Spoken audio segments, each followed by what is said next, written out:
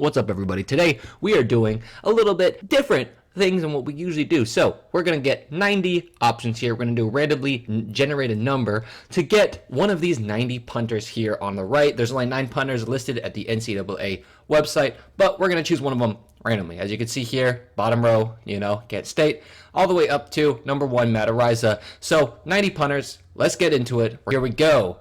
Number 36, going down to Tyler Sumpter out of West Virginia. Okay, sweet.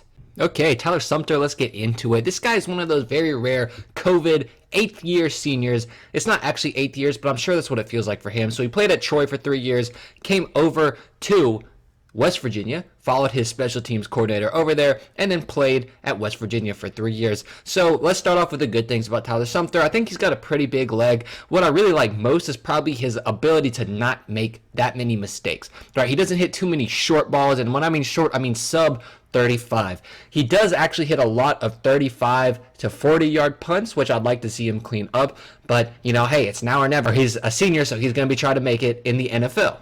But for being a top 50 FBS punter, I can say that I found a lot more punts find their way onto the ground than I thought I was going to. Looking through some of his stats, he had a 72-yard punt and a 68-yard punt that both did a majority of their work flipping the field on the ground. That really surprised me. He actually kind of has a knack for making sure that the football gets on the ground. So if that's one of his specialties and I'm misjudging it as him just mishitting a lot, then my apologies already.